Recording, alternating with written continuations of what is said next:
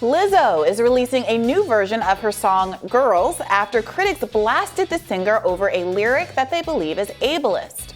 The lyrics included the word spaz, which is, I guess, considered an ableist slur among the disabled community. That's news to me. It was often used in a derogatory way towards people with cerebral palsy. Really, again, I had no idea. This is according to The Guardian, an Australian disability advocate who was one of the many people upset over the song, supposedly, on Twitter wrote, "Hey Lizzo, my disability, cerebral palsy, is literally classified as a spastic dysplasia, where spasticity refers to unending painful tightness in my knee and my legs, and your song makes me pretty angry and sad. Spaz doesn't mean freaked out or crazy.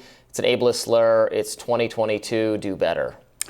Now, Lizzo issued a statement and said, quote, "I never want to promote derogatory language. As a fat black woman in America, I've had many hurtful words used against me, so I understand the power words can have, whether intentionally or, in my case, unintentionally. I'm proud to say there's a new version of Girls with a lyric change. This is a result of me listening and taking action." Now, go ahead, Robby. Yeah, I see you have thoughts and feelings. This is the stupidest thing I have ever heard in my entire life. This word is not offensive. Okay, but Robby, you have to acknowledge, I also probably would not have noticed this lyric. It wouldn't have stood out to me as offensive. But if people do find it offensive because they are a member of the community that is being targeted, like obviously I'm sure there's a whole lot of pejoratives that I don't know about because I'm not members of various communities and they've never been said to me. I'm part of the learning curve of people who learned, that there was a recent thing about the word Eskimo being used in a show. I mean, words, language, attitudes. Can't call people Eskimos? Okay, I'm one topic at a time. One topic at a time. But the point of the matter is if it's no cost to anybody, if it's no cost to anybody and Lizzo wants to change her lyric, right, is it a problem? I mean, she could do whatever she wants. It's her song. She can rewrite it. I resist the idea that using the word spaz is offensive, is meant with any malice to anyone whatsoever. Well, I don't think it was meant with malice. 99.99999% of cases. I think that Lizzo said that it wasn't meant with malice. But how do we think we get from a place where terms that we all used to use, I mean, there are comedians who still do bits about how they used to say the F word in reference to gay people and how they didn't actually mean gay people. It was just what everybody called each other gay in the 90s. Well, so some and of now that's we all funny. Understand. Louis C.K's routine about that word is one of the funniest. It's a great comedic set. It's people should check it out as long as you're not. And it is the funniness of that set justification to you. Do you agree with the underlying premise that you should still be able to, that it's socially acceptable and kind of polite practice to use the F word or call people gay as an insult? And we're not really arguing whether you should not offend people with cruel and harmful and incendiary language. What I'm objecting to is the idea that this word represents cruel and offensive and derogatory and harmful language. That's not what the meanings of words change. That is not, to my knowledge, an offensive word. And if one person is upset about it, I guess one person is somewhere in Australia. It wasn't one person, Robby. The internet was abuzz about this for days. They always, I don't believe that. I don't trust that. Lizzo, they always say, lots of people are offended, and then you find out it was like one person. No. Lizzo was trending for days on the internet over this story. And when she did issue her statement and change the lyrics, she was lauded overwhelmingly by people. And I actually will say this is a good example of someone, of a community raising an objection that didn't seem to be about just dragging a person. They really did seem to call her in. She responded, they were happy, and it got put to bed. With the exception of some members of the black community, I think a much narrower band of people on Twitter who say that using that word in that way is part of African American vernacular English and that therefore black people should have the right to say it.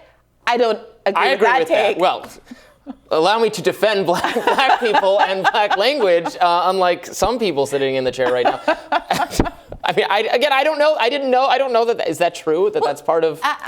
Not to my knowledge, but here's I think the fundamental question, Robby. Like I share with you the frustration of being told that a word or a phrase that's been commonly used is offensive, that I didn't know that it was offensive. There's something jarring about it, unsettling about it. It's a little embarrassing. It makes me feel defensive and want to say, no, I can say what I want to say. Of course, I didn't mean any harm by it. But it's also true that we've watched norms change in the course of our lifetimes that we've all accepted.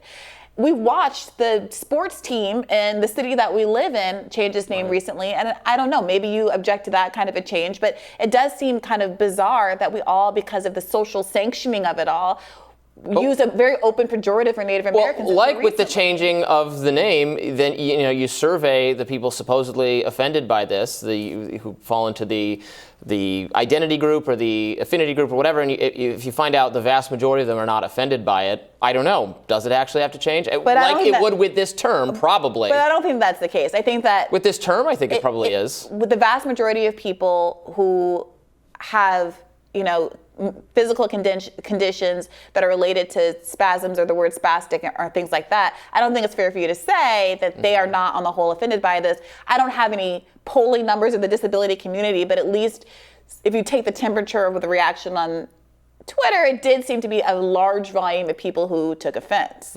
So if that's the standard, then it looks like Lizzo did the right thing and everything. There are often examples where the supposedly offended community is not offended. I've seen polling on various things that are have been called microaggressions, and then they survey members of that, like you're a credit to your race, or where are you from, or that kind of stuff, and find the vast majority of people not offended, even people who are supposed to be offended by that thing. Are those the same kinds of examples as kind of a specific word that describes a community that's also being used to describe a negative trait? I feel like some of these words are even being used by the communities in a affirming way. I mean that's true of the gay slur you're talking about. Right, and members of those communities using them in affirming ways. Do you think that's the same thing as members of outgroups using them in not affirming ways? I think it's the same thing, but how, who, and what, and why gets to use the language and what it means is still being hashed out.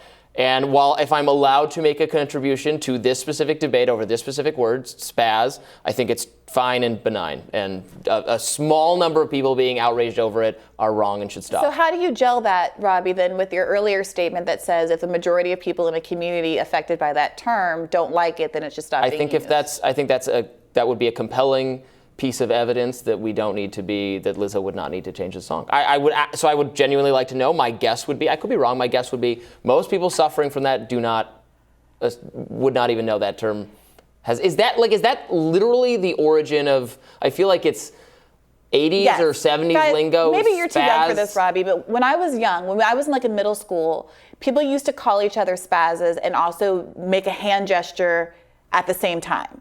They very much did. The same hand gesture that Donald Trump used when he was famously making reference or allegedly making reference to a reporter who had a disability that caused him to hold his hand in a position that I will not be recreating right now. But that was definitely part of the epithet. Like, that happened. Maybe they weren't doing that by the time you got to middle school. They were not. In the early aughts or whenever. They were not. But that definitely is something in the zeitgeist. Everybody now says, to the extent I've ever heard someone say, you're such a spaz, it means you have wildly fluctuating behavior or something.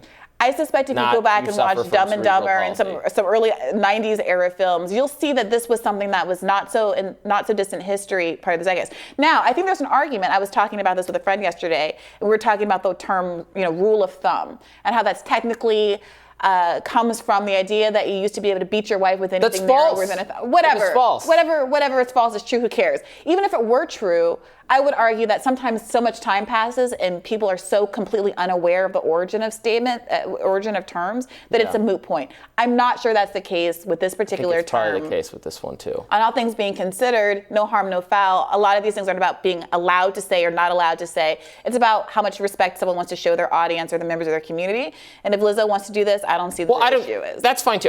She can change her song. That doesn't matter. But if someone were to get in trouble or in an educational setting, in a formal rule where you're not allowed to use this term, or there's recommendations from the administration, you can't say that, I would say that. If someone tries to fire someone from the Washington Post. Yep, then I'll have a radar on it. So let's just let's wait for that day. Well, We don't have, with Felicia Sanmez is not going to be in a position to do that anymore. All right, we won't have that discussion for the fourth time, or maybe we will. We like talking about it. More Rising after this.